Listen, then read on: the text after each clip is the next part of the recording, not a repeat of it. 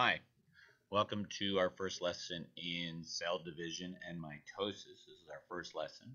So I kind of introduce you to the subject of mitosis and all those issues that go with it. Uh, and so I'm going to kind of walk our way through it. So let's begin. Okay, so we're going to start with cloning. On the DUSD Haiku Learning site, I have an article from the New York Times, and it has a little video talking about the history of Dolly. But let me go ahead and walk you through one of the first things we have. This is how Dolly was developed or created.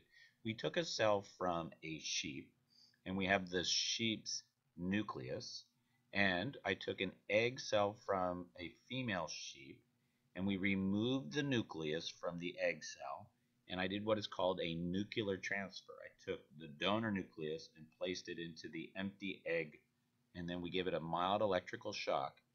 And doing so, that started the eggs to undergo development. It then developed into an embryo, which we then transferred into the uterus of another sheep, who then gave birth to Dolly, our first cloned lamb. What made this interesting is that she was the first mammal to be cloned using this technique, and she's genetically identical to this one, even though she came from the egg cell of this one. And what made this really amazing was the fact that this had never been done before. And if you had asked the people why they had done it, their response was, we just wanted to make better sheep and better cows, a faster way of doing this, of making clones, than having to do the old-fashioned way of selective breeding. All right, to understand how we get a cloned sheep, we need to look at how cells develop, specifically from eggs that are fertilized. So what you see here is a timeline, and we have the basic volume of a single cell fertilized egg. And once it's fertilized, within about 24 hours, it develops into two cells, and then it splits into four, and then 8, and then 16, and 32, and 64, etc. And what you begin to see is that the total volume stays the same, but the individual cells are getting smaller and smaller.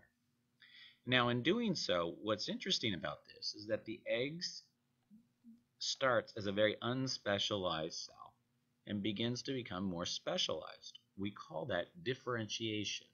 So cellular differentiation is that process of making less specialized cell becoming more specialized. So what happens is we can begin to see some interesting developments.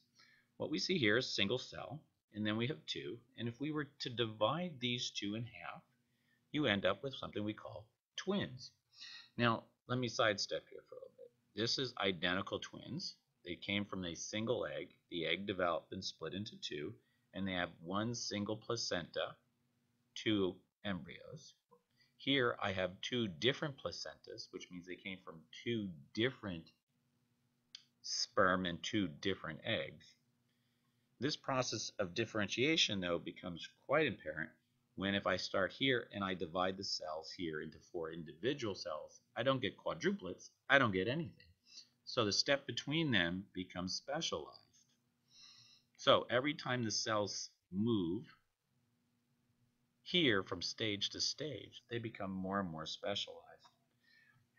Now I've kind of given that clue already for you. Sometimes these cells don't divide equally, or they split and don't divide at all, and then you get twins in the news, or something we call conjoined twins.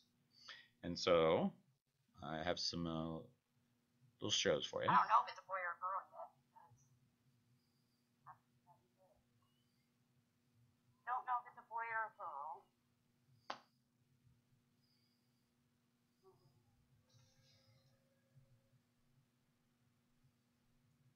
Nose. It's a two-faced cat.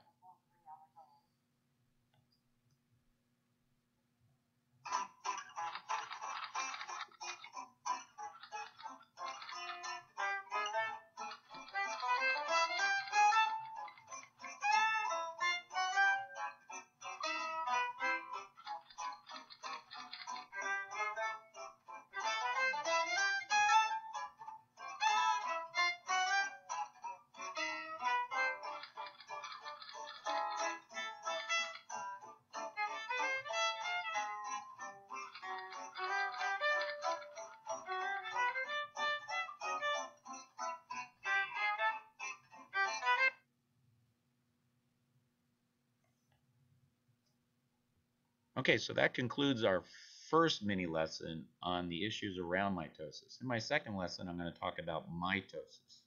All right, we'll see you very soon.